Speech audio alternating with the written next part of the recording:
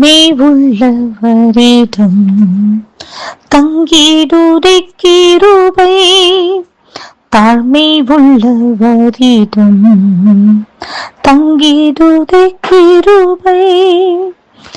வாழ்நாளெல்லாம் அது போதுமே, சுகமுடன் தம்பலமுடன். வாழ்நாளெல்லாம் அது போதுமே, சுகமுடன் தம்பலமுடன். சேவை செய்ய கிருபை தாருமே, சேவை செய்ய கிருபை தாருமே. தம் கிருபை பெரிதல்லோ என் ஜீவனிலும் அதே, இம்மட்டும் காத்ததுவே இன்னும் தேவை கிருபை தாருமே, இன்னும் தேவை கிருபை தாருமே. Praise the Lord. கர்த்தருடைய பரிசுத்த நாமத்திற்கு ஸ்தோத்திரம். 1 பேதுரு 3வது அதிகாரம் 22வது வசனம். அவர் பரலோகத்திற்கு போய் தேவனுடைய வலது பாரிசத்தில் இருக்கிறார். தேவ தூதர்களும் அதிகாரங்களும் வல்லமைகளும் அவருக்கு கீழ்ப்பட்டிருக்கிறது. ஆம் பிரியமானவர்களே, ஆண்டவராக இயேசு கிறிஸ்து பிதாவின் சித்தத்தை நிறைவேற்றுவதற்காக பிதாவின் வார்த்தைக்கு முற்றிலுமாக அவர் கீழ்ப்படிந்தபடியினாலே அவருக்கு தேவதூதர்களும் அதிகாரங்களும் வல்லமைகளும் அவருக்கு கீழ்ப்பட்டிருக்கிறது.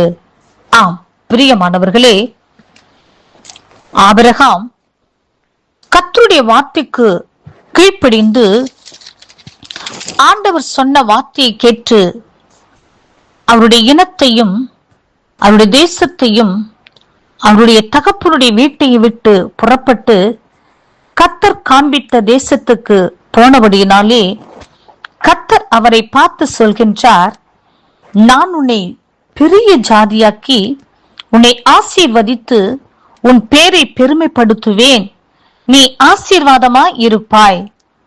உன்னை ஆசீர்வதிக்கிறவர்களை ஆசீர்வதிப்பேன், உன்னை சபிக்கிறவனை சபிப்பேன்.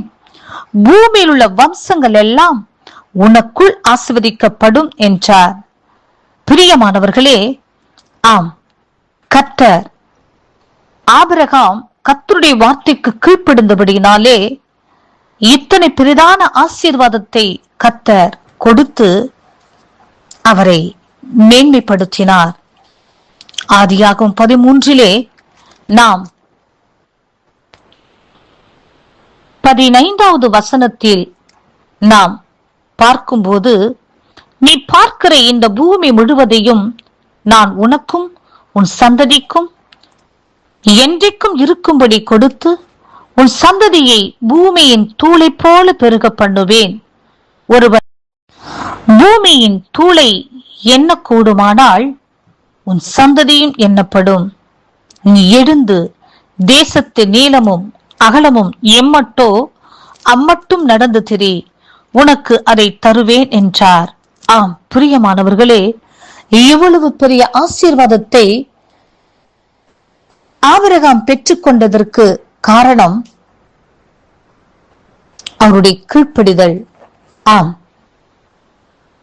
தேவனுடைய பிள்ளைகளாகிய நாம் ஒவ்வொருவரையும் பார்த்து ஆண்டவர் சொல்கிறதான வார்த்தை, நாம் கர்த்தருடைய வார்த்தைக்கு கர்த்தருடைய சித்தத்துக்கு நாம் ஒப்பு கொடுத்து அவருடைய சித்தத்தை நிறைவேற்றுவதற்காக நம்மை முழுவதுமாக அர்ப்பணித்து தேவனுக்கு கீழ்ப்படிந்து நடக்கும்போது பரலோக தேவன் நமக்கென்று முன்குறித்து வைத்திருக்கிற சகல ஆசீர்வாதத்தையும் நமக்கு மாத்திரமே தருவார், நம் பிள்ளைகளுக்கு மாத்திரமே தருவார் என்பதை ஒருபோதும் மறந்து விடாதீர்கள். பிரியமானவர்களே, நமக்கென்று முன்குறிக்கப்பட்ட ஆசீர்வாதத்தை நமக்கும் நம்முடைய பிள்ளைகளுக்கும் நம்முடைய சந்ததிகளுக்கு மாத்திரமே கர்த்தர் தருவார் என்பதை விசுவாசித்து கர்த்தருடைய வார்த்தைக்கு கீழ்ப்படிந்து தேவ சித்தத்தை இந்த உலகத்தில் நிறைவேற்றுவோம். பரலோக ராஜ்யத்திற்கு பங்காளிகளாக மாறுவோம். கர்த்தர் இந்த வார்த்தையை ஆசீர்வதிப்பாராக. ஆமேன்.